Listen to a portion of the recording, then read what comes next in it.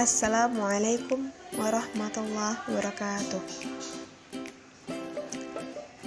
Materi fikih kelas 12 Madrasah Aliyah. Tugas ini disusun oleh Nuralia dengan NIM 1953 1115. Pendidikan Agama Islam Pait 6D. Materi pertama mengenai khilafah atau pemerintahan dalam Islam.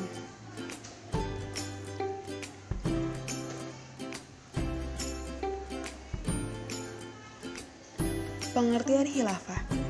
Khilafah berarti struktur pemerintah yang pelaksanaannya diatur berdasarkan syariat Islam. Khilafah juga dapat disebut dengan imamah atau imarah. Pemegang kekuasaan khilafah disebut dengan khalifah. Pemegang kekuasaan imamah disebut imam, dan pemegang kekuasaan imarah disebut amir.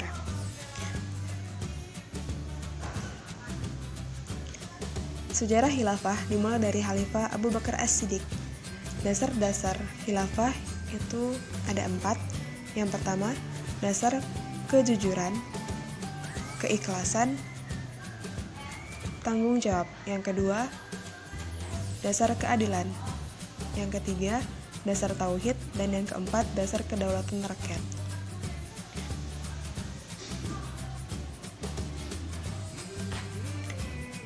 Dalam penerapan kekhilafan maka dibentuk majelis syuro. Menurut bahasa artinya tempat musyawarah.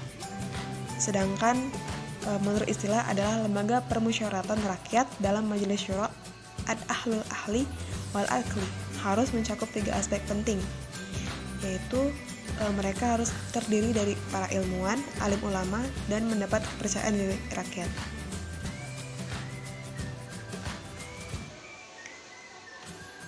Khalifah dapat dipilih rakyat secara langsung dan juga tidak langsung. Kekhalifahan Islam melindungi seluruh warga negaranya tanpa kecuali, termasuk yang non-muslim, kecuali mereka, siapapun mereka, yang desrutuk tidak akan mendapat perlindungan.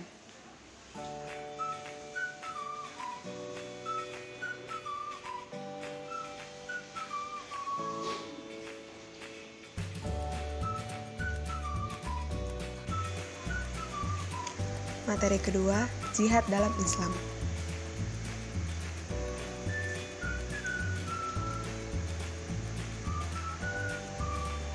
Perhatikan gambar di samping. Jihad berarti sebuah upaya sungguh-sungguh yang dilakukan oleh seorang muslim dalam melawan kejahatan dan kebatilan, mulai dari yang terdapat dalam jiwa akibat bisikan dan godaan setan, sampai pada upaya memberantas kejahatan dan kemungkaran dalam masyarakat.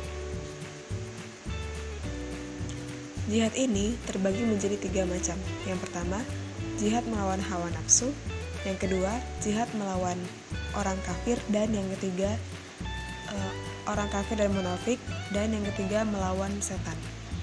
Orang kafir dibagi menjadi 2, yaitu kafir dhimmi dan kafir harbi.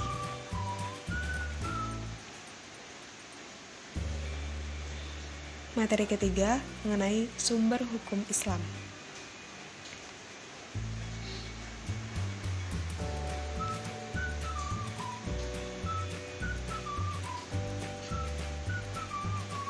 Ada gambar Al-Quran.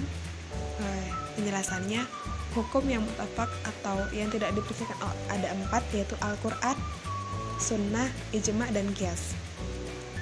Al-Quran adalah firman Allah yang berbahasa Arab yang diturunkan kepada Nabi Muhammad SAW untuk dipahami dan selalu diingat, disampaikan secara mutawatir, ditulis dalam satu mushaf yang diawali dengan surah Al-Fatihah dan diakhiri dengan surah An-Nas. Yang kedua yaitu Sunnah. Sunnah adalah syariat Islam, adalah segala hal yang datang dari Nabi Muhammad SAW, baik berupa ucapan, perbuatan, dan ketetapan Nabi SAW.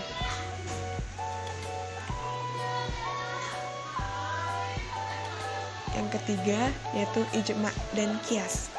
Ijma adalah ahli ushul adalah kesepakatan semua para mujtahid dari kaum muslimin dalam suatu masa setelah wafatnya Rasulullah SAW atas hukum syara yang tidak atas dasar hukumnya dalam Al-Quran dan Al-Hadis. Qiyas itu menyamakan sesuatu kejadian yang tidak ada nasnya. Selanjutnya mengenai sumber hukum yang mukhtalaf. Yang pertama itu ada istihsan atau berpindahnya seorang mujtahid. Yang kedua maslahah mursalah. Yang ketiga istihab. Yang keempat itu ada urf, yaitu segala sesuatu yang sudah dikenal masyarakat. Yang kelima saddu'i zari'ah atau sesuatu yang secara lahiriah hukumnya boleh, namun hal itu akan menuju pada hal yang dilarang. Yang keenam yaitu mazhab sahabi. Dan yang ketujuh yaitu ada syara'u man qablan, yaitu syariat Allah yang diturunkan kepada umat sebelum Nabi Muhammad SAW.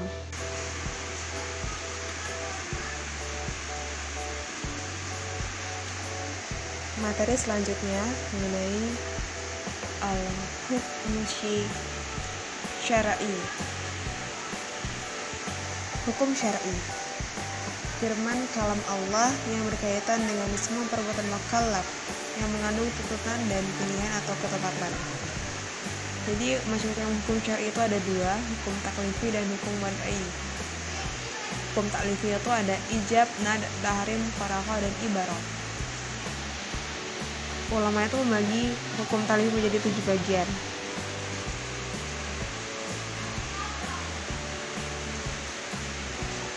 Kelima macam hukum itu menimbulkan efek terhadap perbuatan mukallaf, dan efek itu oleh ulama fikih dinamakan al-ahkam al-khamsyah, yaitu wajib. Macam-macam wajib yaitu yang jika ditinjau dari waktu pelaksanaannya bagi menjadi 2, yaitu wajib mutlak dan wajib muqayyad atau muakkad.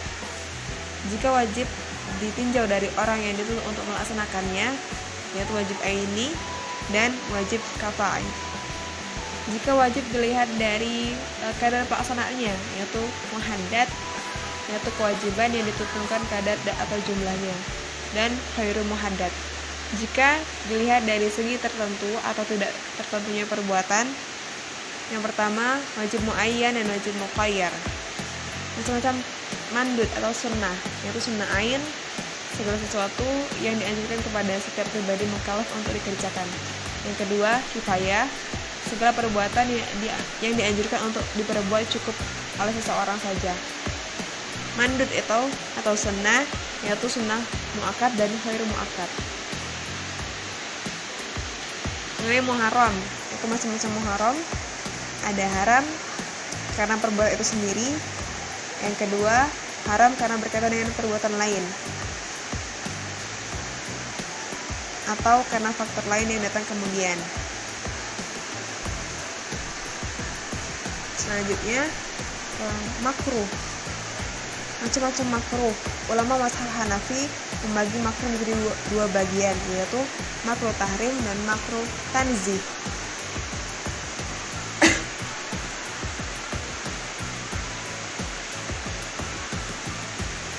Tahrim dan makruh tanzih, mubah.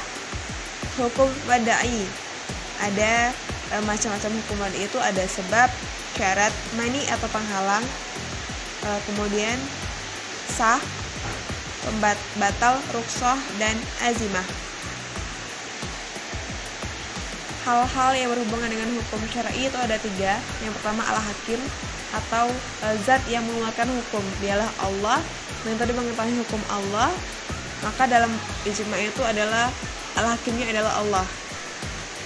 Tetapi para ulama berpendapat bahwa masalah ini penting yang berhubungan dengan metode pengetahuan hukum-hukum Allah menurut mazhab Mu'tazilah.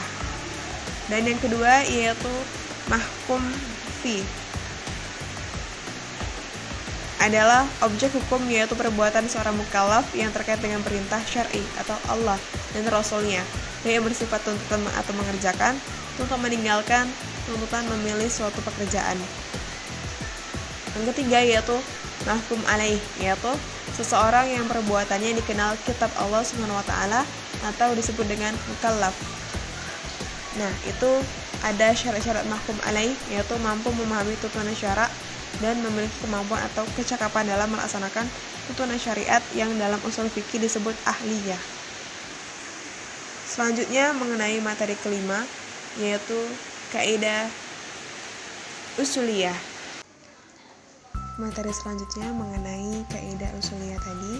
Yang pertama yaitu ada al-amru, ialah tuntutan melakukan pekerjaan dari yang lebih tinggi kepada yang lebih rendah. Yang kedua yaitu an-nahyu atau larangan, tuntutan meninggalkan perbuatan dari yang lebih tinggi kepada yang lebih rendah kedudukannya. Yang ketiga itu ada artinya merata, yang umum. Istilahnya lafaz yang memiliki pengertian umum. Yang keempat itu ada khas, suatu lafaz yang dipasangkan pada satu arti. Yang kelima yaitu ada takis, adalah penjelasan sebagai lafaz bukan seluruhnya. Yang keenam itu ada mujmal, itu suatu lafaz yang belum jelas. Yang ketujuh itu ada mubayyan, artinya yang dinampakkan dan yang dijelaskan. Selanjutnya ada yang kedelapan muradif, ialah beberapa lafaz yang menunjukkan satu arti. Misalnya lafaznya banyak, sedang artinya dalam peribahasa Indonesia satu, sering disebut dengan sinonim. Yang kesembilan yaitu ada mushtarak, ialah satu lafaz yang menunjukkan dua makna atau lebih. Maksudnya satu lafaz mengandung maknanya yang banyak atau berbeda-beda. Selanjutnya mengenai mutlak, adalah lafaz yang menunjukkan suatu hakikat tanpa suatu pembatas atau qayyad. Yang ke-11 muqayyad adalah lafaz yang menunjukkan suatu hakikat dengan suatu pembatas. Yang ke-12 zahir secara bahasa, yang terang dan yang jelas. Yang ke-13 itu takwil, merupakan ungkapan tentang pengambilan makna dari lafaz yang bersifat probabilitas, yang didukung oleh dalil dan menjadikan arti yang lebih kuat dari makna yang ditujukan oleh lafaz zahir tersebut. Yang ke-14 yaitu mantuk, adalah makna lahir yang tersurat atau eksplisit, yang tidak mengandung kemungkinan pengertian ke makna yang lain. Zahir adalah lafaz yang maknanya segera dipahami ketika diucapkan, tapi masih ada kemungkinan makna yang lain. Yang terakhir yaitu mafhum, makna yang ditunjukkan oleh lafaz tidak berdasarkan pada bunyi. Mohon maaf apabila terdapat banyak kesalahan dan kekeliruan dalam penyampaian materi tersebut. Saya ucapkan terima kasih. Saya akhiri. Assalamualaikum warahmatullahi wabarakatuh.